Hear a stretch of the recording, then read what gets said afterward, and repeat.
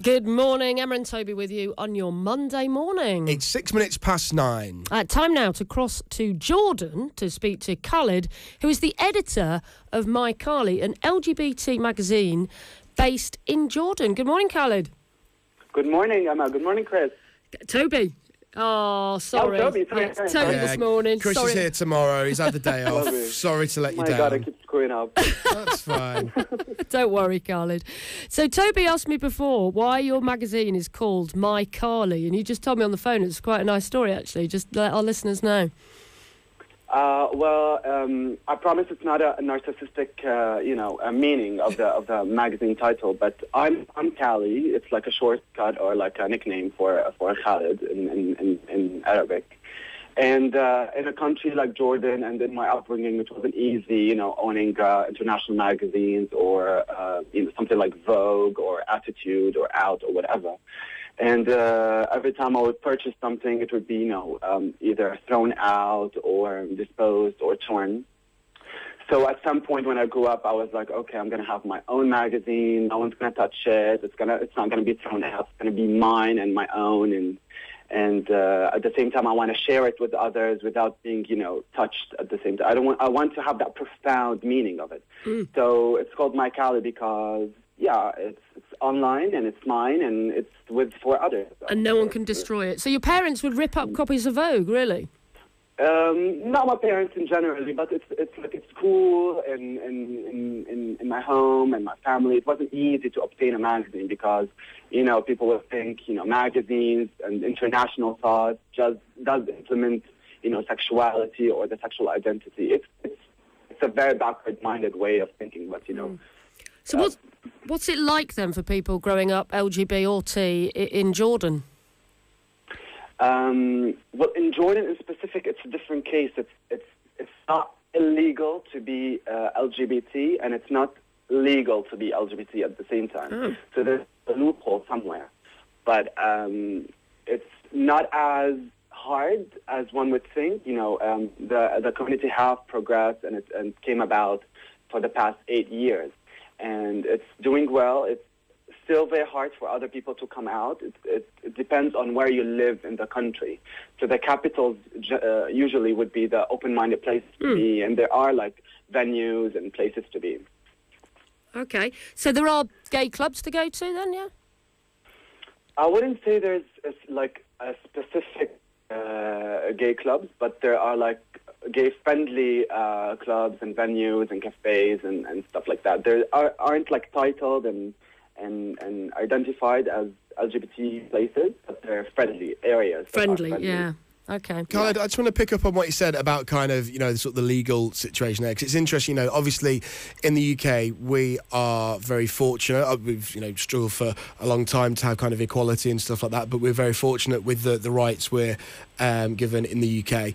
And so it's interesting when we sort of hear people talking from other countries about what it's like for them. And, so if for a person living in England looking at kind of what you're doing, we would look at kind of the legality and say, it seems that it's legal to be gay in Jordan. But then you're sort of saying it's kind of not. I mean, what does that mean in practice? Well, it is legal to be, you can't, in countries like, let's say Syria or Lebanon, people could be arrested just for being identified as LGBT, just as simple as that. But in Jordan, you can be arrested based on your sexual orientation or your identity or your sexual identity. So, but I'm talking culturally and socially, it's a taboo situation. That's what I meant. Like, right. It's not very okay still to be, LGBT in Jordan. So that's what I meant. But legally, you can't be arrested based on that. For instance, in Egypt, it's not stated as illegal, but at the same time, they could fabricate something to arrest you based on your sexual orientation. Okay, so you won't get thrown in prison, but you won't be welcomed by society with open arms, as it were. Tell us a little bit about your magazine then, because I know this particular issue you've got out now has caused a little bit of controversy, you said. Tell us why. Yes, it is. Well, generally the magazine is an LGBTQI inclusive webzine, and it's the first LGBTQI magazine in the MENA region, which means the Middle East, North Africa. And the magazine does talk about women's rights, equality, social issues like the case of LGBT again, and it does discuss these sort of topics through art, communicating with other bloggers and activists and writers from across the MENA region and, the Arab world and the international, the globe. So, yeah, and the latest cover, we have featured a transgender woman from Jordan. And her name is Sarab, and the cover was shot by a Jordanian photographer, Amir Swedan. It's a great shot on the cover, actually. It's worth going on the website to have a look at that. It is. It shows, the sensuality of Sarab, or, a transgender, of what a transgender would be. Sarab is not transsexual. She did not, go all through it because it's not possible to go under, such transition fully.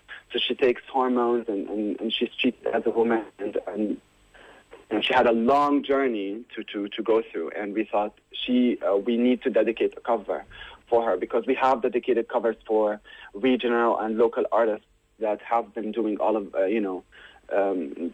arts and music and movies and films and stuff like that. And we thought, we need to bring, the T into the LGBT within the magazine, because we felt like we were deteriorating from that topic for a long time. And we felt like maybe it's time to bring back the topic of transsexuality and the transgender community. Yeah, really important. So what have your readers' reactions been like then to reading about Sarab's story?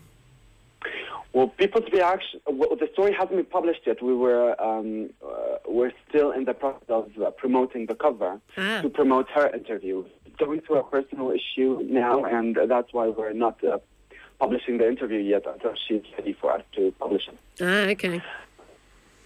Well, I'm sure it'll rustle a few feathers then, won't it, in the Middle East, interview with a trans woman. Interesting stuff. And Khalid, just before we let you go as well, what would you say is your one hope for the LGBT movement in Jordan and perhaps the bigger Middle East?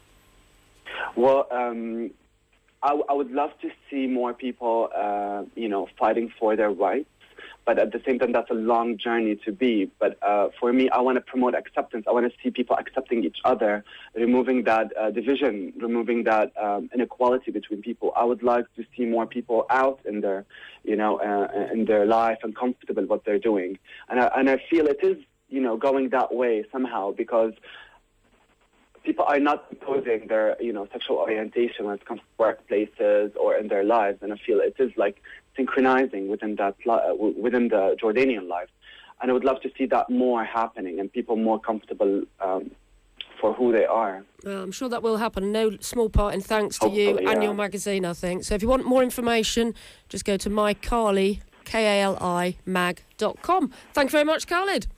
Thank you so much for having me, guys, again. Always a pleasure. Monday morning at Gaydio, 9:14 with David Guetta.